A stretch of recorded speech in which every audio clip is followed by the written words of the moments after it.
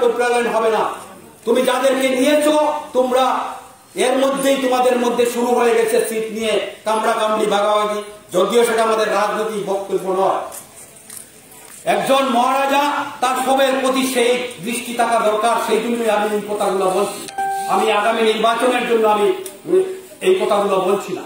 উনি চান পাহাড়ি বাঙালিদের মধ্যে নতুন করে দাঙ্গা সৃষ্টি করা এবং তিনি বৈতরণী পার হওয়া সেই স্বপ্ন ব্যস্ত গিয়েছে। সেটা নাগরিক সুরক্ষা মঞ্চ দেখিয়ে দিয়েছে। তোমার সেই 140 ভোট ব্যাঙ্গে রিয়াং উদ্বাস্তুদের খাওয়ান দেওয়া আর কাঞ্চনপুরে 10 ডিসেম্বর 2019 ছাড়া ত্রিপুরা রাজ্যে গন্ডগোল করা সেটা বন্ধ হয়ে গেছে। তোমার তখন শ্বাস নাকে দিয়ে আসে আর কোন সময় চলে যাবে, সেই জন্য তুমি বারবার তুমিও দল চেঞ্জ করো। তুমি আজকে কংগ্রেস, কালকে এই দল, সেইভাবে সেই মির্জাপুরের বংশধর হচ্ছে এই বন্দুক বিক্রি করা সেই নেতা, এই দলের বংশধর। এরাই ত্রিপুরা রাজ্যের ঐতিহ্যকে নিয়ে করতে চায়, এরা ত্রিপুরাকে ছাড়খাড় করতে চায়, ত্রিপুরার উন্নয়নকে স্তব্ধ করে দিতে চায়, ত্রিপুরার যাতে উন্নয়ন না হয়। সেই জন্যই বিএসএফ এর ফায়ারিং রেঞ্জ কাঞ্চনপুরে হতে দেয়নি এইসব নেতৃত্বরা। আগামী দিন যারা বিএসএফ এর ফায়ারিং রেঞ্জের বিরোধিতা করেছে তারা ভোটের ক্ষেত্রে আসলে আমরা তাদেরকে খালি হাতে বিদায় করে দেব। সেই সমস্ত যে রাজনৈতিক দলরা বিএসএফ এর ফায়ারিং রেঞ্জের বিরোধিতা করেছে আমরা ভুলে যাইনি।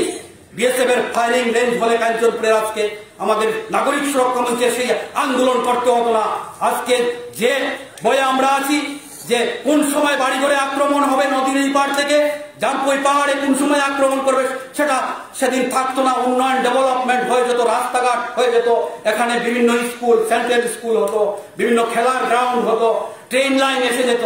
কোনো কিছু আমরা দাবি রাখার প্রয়োজন হতো না, নাগরিক সুরক্ষা মঞ্চ করার প্রয়োজন হতো না। আমাদেরকে নাগরিক সুরক্ষা মঞ্চ করতে তোমরা বাধ্য করেছো, সেই কারণেই আমরা নাগরিক সুরক্ষা মঞ্চ গঠিত করেছি। এবং নাগরিক সুরক্ষা মঞ্চ যারা করে কাঞ্চনপুর মহকুমা, সারা ত্রিপুরা, সারা ভারতবর্ষে আমাদের শরীরের শেষ রক্তবিন্দু থাকতেও আমরা নাগরিক সুরক্ষা মঞ্চ সেই জায়গায় নিয়ে যাব এবং কাঞ্চনপুরের ডেভেলপমেন্ট, কাঞ্চনপুরের শান্তি সম্প্রীতি আমরা ফিরিয়ে আনবো এবং রিয়াং উদ্বাস্তু সেটেলমেন্ট ছাড়া ত্রিপুরা রাজ্যে ছড়িয়ে দেওয়ার আমরা যে সিদ্ধান্ত নিয়েছি সেটা যতদিন হবে না আমাদের আন্দোলনও সে বন্ধ হবে না। আমরা এইভাবে আন্দোলন করে যাব, যেভাবে আমাদেরকে সর্বংশের মানুষ বিভিন্নভাবে সাহায্য করেন, যেভাবে আপনারা আন্দোলনে সামিল হন, আর্থিক দিক দিয়ে আপনারা সমস্ত অর্থনৈতিক খরচ আপনারা করেন, আপনারা গাড়ি ব্যবহার করে আসেন, আপনারা বিভিন্ন প্রোগ্রামে, বিভিন্ন আমরা লাগাতার আন্দোলনে আজকে এই দরজা এলাকা থেকে প্রত্যেক দিন হাজার হাজার মানুষ নিজের পকেটের পয়সা খরচ করে গিয়েছে। কেন গিয়েছে? যাতে আগামী দিন আমার পায়ের মাটির নিচেটা আমরা শক্ত করে আঁকড়ে ধরতে থাকতে পারি, আর যাতে আমরা উচ্ছেদ না হই। সেই কারণেই নাগরিক সুরক্ষা মঞ্চের আন্দোলন, সেই আন্দোলনকে বিনষ্ট করার জন্য এই কুচক্রী দালালকে অতি সত্বর গ্রেফতার করতে হবে, তাদের উপযুক্ত বিচার করতে হবে, নাহলে আগামী দিন আন্দোলন আরো তেজি হবে, আরো বৃহত্তর হবে। সেই আশা, সেই আকাঙ্ক্ষা রেখে সকলকে আমি আবারও বলবো, আমরা আগামী দিন আরো জোরালো আন্দোলন তৈরি করব। আমরা এই কুচক্রী দালালের কুচক্রে জালে পড়ে আমাদের আন্দোলনকে ছাড়খাড় না করার জন্য আমি সবাইকে সনিবদ্ধ অনুরোধ করব, কারণ সেটা